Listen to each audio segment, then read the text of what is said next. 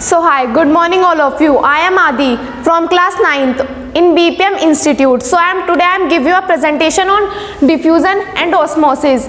So first, diffusion. What is diffusion? Movement of solvent from higher concentration to lower concentration. मतलब इसमें जो movement होती है higher concentration से लोअर कंसंट्रेशन की तरफ. अब हायर कंसंट्रेशन क्या होता है? जहाँ पर सब्सटेंस की जो मात्रा है वो ज़्यादा है, और लोअर कंसंट्रेशन वो है जहाँ पर सब्सटेंस की जो मात्रा है वो कम है. तो डिफ्यूजन में जो सोलवेंट है वो हायर कंसंट्रेशन से लोअर कंसंट्रेशन की तरफ मूव करते हैं डायनामिक इक्विलिब्रियम अचीव करने के लिए. डायनामिक होता है जो चीज़ हमेशा मूवमेंट में रहती है कंटिन्यूअसली, वो रुकती नहीं है, और इक्विलिब्रियम होता है दोनों तरफ कंसंट्रेशन को इक्वल करना. तो ये हाई से लो की तरफ डायनामिक इक्विलिब्रियम अचीव करने के लिए जाता है. तो अब जो डिफ्यूज़न है वो एक फ्री मूवमेंट होता है जिसके लिए मतलब डिफ्यूज़न होने के लिए किसी भी एनर्जी की ज़रूरत नहीं होती.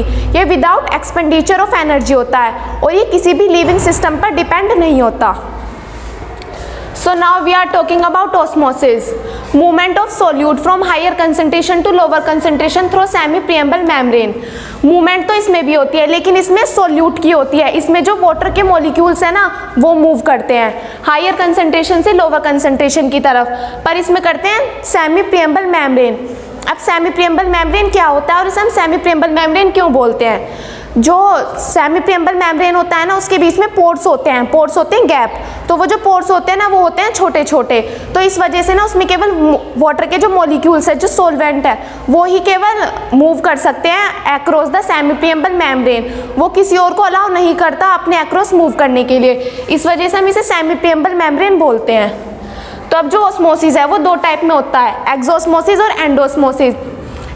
एक्सोस्मोसिस तब होता है जब हमारा हाइपरटोनिक सॉल्यूशन होता है, जब जो हमारी जो सेल है ना वो श्रिंक अप हो जाती है. तो मतलब जो सेल के अंदर जो वाटर है ना वो ज़्यादा है और बाहर की साइड वाटर कम है, तो जो सेल है ना वो अपना वाटर बाहर की तरफ देने लगेगी. तो तब जो सेल है ना वो श्रिंक अप हो जाएगी. इसी कंडीशन को हम फ्लैसिड कंडीशन भी बोलते हैं.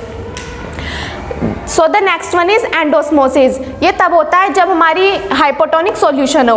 अब हाइपोटोनिक सॉल्यूशन क्या होता है? जब सेल के बाहर का जो पानी है वो ज़्यादा है और सेल के अंदर कम है, तो जो बाहर से पानी है ना वो अंदर की साइड जाने लगेगा, तो जो फिर सेल है वो स्वेलअप हो जाएगी. इसी कंडीशन को हम टर्जिड कंडीशन भी बोलते हैं. तो अब इसके अलावा एक और होता है इसोटोनिक सॉल्यूशन. इसमें जो होता है ना दोनों तरफ कंसंट्रेशन तो इक्वल होती है, तो इसे किसी भी सोल्यूट या सॉल्वेंट को मूव कराने की ज़रूरत नहीं पड़ती. इसमें जो नेट मूवमेंट होता है ना तो ज़ीरो होता है, तो इस वजह से ये इक्विलिब्रियम अचीव करने के लिए मूव नहीं करता. So that was my presentation. Thank you.